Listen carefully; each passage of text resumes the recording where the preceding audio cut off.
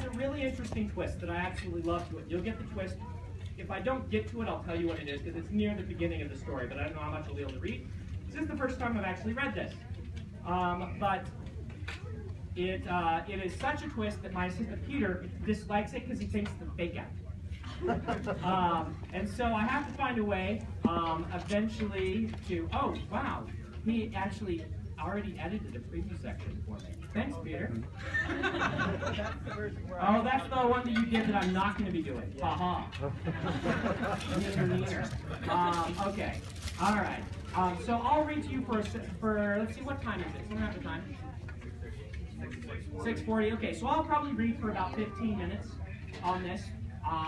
And then I'll talk about it for just a few minutes, and then we'll go to the signing. Perfect state. On the 300th anniversary of my birth, I finally managed to conquer the world. The entire world. It had made for a rather memorable birthday present, even if the world had been created entirely for me in the first place. My achievement might have raised problems for me. After all, what did a man possibly do at this time after conquering the world? Fortunately for me, however, I had a nemesis. He's planning something, Shale, I said, stirring the sugar into my tea. Who? Shale was the only man I knew who could lounge while wearing full-plate armor. He hardly ever took the stuff off. It was part of his concept. I was pretty sure he had magic to make it more comfortable. Who do you think? I said, sipping the tea and leafing through the letters on my desk, each sealed by a daub of dark red wax. The two of us sat on a large stone platform shaped like a patio. I'd lanced us a barrier over the top because the rainstorm thrummed outside. The rain beat against the barrier like pebbles on a drum, and because of the dark sky, we couldn't see much of the landscape passing far beneath us far beneath our flying platform. A small retinue of soldiers, only 6,000, accompanied us. The occasional crashes of light from the storm illuminated their platforms in a formation around my own. My platform carried 40 members of the elite Strang Knights, but only Shale and I were up at the top at the moment. Thunder shook us. Shale yawned. You really need to figure out the weather, Kay. I'm trying. I'd been focusing on my magic almost exclusively during the 50 years since unifying the world. 350 years old, and I still couldn't control the weather. It was frustrating. Well, someday I'd figure that out. My tea was cold, and that I could do something about. I undid the buttons on my right sleeve, exposing my skin to the blue-violet light pulsing from the sky. The grand aurora was still visible in the storm. It circled the entire world. The storm churned mother of pearl shimmering, but did not break it up. I entered Lance sight, and everything around me dimmed. Everything but the grand aurora. I basked in its warm light, which one could feel only after entering Lance sight. The waves struck my skin with a pulsing rhythm. I drew the power in my arm and sent the energy up through my fingers and into the cup. The tea began to steam. I sipped it and left Lance sight as I cracked open one of the letters. The seal was imprinted with a symbol of my spy networks. Your Majesty, the note read, I believe it is necessary to inform you that the Woad Scroll has once again... I crumpled the paper, sleeve still undone to the elbow. Uh-oh, Shale said. It's nothing, I said, dropping the piece of paper. I'm sure. The platform shook in another blast of thunder. You can't make this thing go any faster, can you? Be glad we don't have to do this the old way, I said, taking another sip. The old way, Shale said, like, on a horse? He scratched his chin. I actually missed that. Really? The sore backsides, riding through the rain, getting bit, dealing with the droppings, finding food for the beasts? Horses have personality, Shale said. This platform doesn't. You're just saying that because it's part of your concept, I said. The dashing knight, riding on horseback, winning the hands of fair maidens. Sure. I have quite the collection of hands. A couple of arms, the occasional foot. I smiled. Shale was now happily married with 5 children. The only maidens he spent any time with were the ones who called him daddy and begged him for sweets. There hadn't really been much evil for him to fight in recent years. Only Melhi, my nemesis, the liveborn with whom my state shared a border. Even sparring with him was beginning to feel somewhat stale. I continued looking through my spy reports, ignoring the note on the floor. Best was far too clever for his own good. I needed to fire the man and hire a really stupid chancellor. Either that or hack Best and rewrite his concept. Rewriting concepts was a pain, though, and truth be told, I was terrible at hacking. That was why I'd never gotten around to changing Bess. It wasn't, of course, because I was fond of him. The man was like a troll, and he never did what I told him. I ruled literally billions of people, and this one couldn't be bothered to obey. Here, I said, holding up a report, look at this. Shale sauntered over, armor clanking. He took a seat at the chair beside the desk, looking over the note. Another robot? He yawned. Melny's robots are dangerous. Yawn. You just yawn. You don't need to say it. Yawn. Whatever happened to the big quests, Kai? Hunting dragons, searching out magical swords. All you do these days is study magic and duel with Liveborn from other states. I'm getting older, Shale, I said, looking over the report again. My spies had overheard some of Melny's men in the border state bragging about this new robot of his. I shook my head. Melny was still smarting after what I'd done to him at the Kurs. I mean, he'd been so certain his armies could just roll through my lands. Getting older? Shale demanded. What does that have to do with it? You're immortal. Your body is young. I couldn't explain it to him. Those quests, building a kingdom, saving the world, searching out hidden treasures and secrets, that had been what I needed as a youth. They'd made me into the person I was, the person who could rule an empire. But that empire pretty much ruled itself these days. We had imperial senates, diplomats, ministers. I was very careful not to step in unless something grossly stupid needed straightening. My will enforced peace and equality. 5 decades of it. 5 decades during which we obliterated world hunger, stopped men from killing one another, and created true lasting peace. Going on a quest, well, it just couldn't compare to something like that. Shale was a relic from older times. These days I needed solitude more than I needed a stalwart friend and bodyguard. The only two secrets of Lansing eluded me.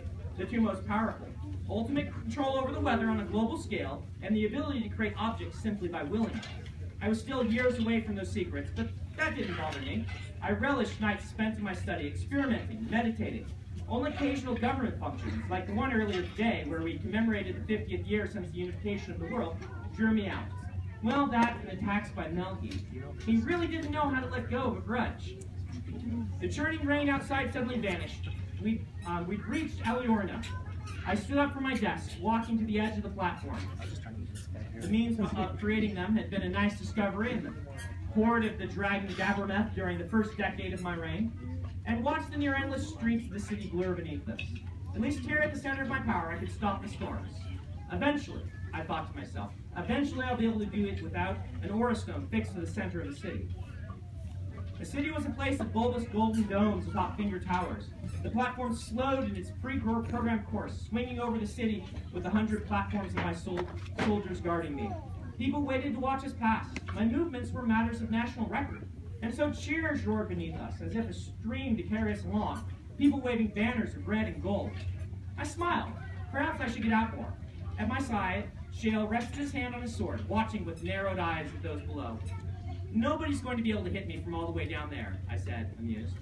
Well, you never know. I didn't remind him that the lance shield was still up. The platform swung down toward the palace, which sat on the hill at the center of town. It docked at the side of my large tower, then locked into place, becoming a balcony again. The lower level, which held the soldiers, would open up into the guard post in the middle of the towers. I walked off the balcony and into the room as a group of servants in vests, loose pants, and bare chests trotted out onto the balcony and lifted my desk to carry it after us. Shale stretched, clinking. That trip seemed to get longer every time. It would probably be more comfortable without the armor, I said. I'm your bodyguard, Shale said. One of us has to be ready. Ready, I thought. I could wipe out an army with the wave of my hand. I remember when those sky nomads tried to pinch you? Shale smiled fondly, in the way a man might if remembering a youthful romance. Or that time we got trapped in the tendrils of Shashim? Sure do. You carried me how far? Good 50 miles, Shale said. Lords, that was 30 years ago now, wasn't it? I said nothing. Well, I'm sure trouble will come up again, he said. I'm certain too. Thank you for your help. Yeah, it's a good thing I'm around, eh? Anyway, I'm gonna go check in with Sindra. See what the kids are up to, you know? Good idea, I said, watching the servant set down my desk. Did I have time to file those reports? No, I needed to get moving. I joined Shale, moving toward the doors out of my chambers, and he gave me a questioning look. If I'm quick, I explained, I might be able to get down to the lab before Bess can. Shale pulled open the door. Bess stood outside. Ouch, Shale said, patting me on the shoulder. Sorry. Bess raised a single painted-on eyebrow. He was like one of those statues that people carved into the outsides of buildings. Limbs that seemed too long, robes too stiff, face expressionless. Your Imperial Majesty, he bowed. Thus, I'm afraid the daily briefing will have to wait. I had some very important mental breakthroughs regarding Lansing that I must absolutely record in my lab before they flee my mind. Best regarded me for a long, unblinking moment. He carried a distinctive piece of slate in his fingers, as large as a book, yet incredibly thin. There was nothing else like it in the kingdom. To the side, one of the servants helpfully carried in the crumpled paper I'd left on the balcony, then set it on the desk, just in case it was important. Best's eyebrow raised another notch. I will walk with you to your lab, then, Your Majesty. Shield gave me a farewell pat on the shoulder, then clanked away. He faced assassins, terrors, and rebels without flinching, but Best made him nervous. You may wish to consider giving Sir Shale a leave of retirement, Your Majesty, Best said as we began to walk. He likes what he does, and I like having him around. Your will is, of course, the law. Usually, unless the woad is involved. In over a century of rule, this is the only time the woad is called upon you. He held up the piece of slate he carried, the woad scroll, the only official means of communicating with the outside. The scroll was filled with words, none of which I wanted to read. From the little I saw, however, it seemed they were growing more forceful. I had been ignoring them too long. We reached the steps down and walked silently for a short time, then left the stairwell and walked out onto a wall walk between towers. Below, a cheer went up, and I raised a hand absently toward my subjects. Was that a band playing? A grand aurora shimmered in the sky, though for once its light failed to comfort me.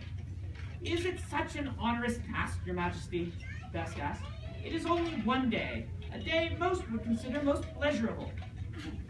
It's not the task itself, it's the nature of being summoned like this. What is it to be emperor when someone else can just call on me at a lark, as if I were a common cupbearer or messenger boy, and undermines everything I've done, everything I've accomplished? They merely ask you to do your duty to your species. What duty has my species ever done to me? My lord, Best said, stopping on the wall walk. This is most unseemly of you. I'm reminded of the child you were, not the king you have become. I tried to walk onward without him, but my shoes felt as if filled with lead. I stopped a few steps ahead of him, not looking back. It is your duty, Best repeated. I'm a brain in a jar, Best, I said. One of millions. Why can't they bother one of the others? It has been determined that you have accomplished We've all accomplished great things, I said, spinning. That's the point. How many of those millions of others are living lives just like mine, in primary fantastical states, just like this? The programming allows, even requires, that each state be individually tailored. It doesn't matter, Best, I said, throwing up my hands. Lord, I hated thinking about this. I could ignore it most of the time. I'd known since childhood, of course. Age of awareness, laws required it. The woad had only interfered in my life twice. First to inform me that my reality was a layered simulation, and now to demand that I procreate.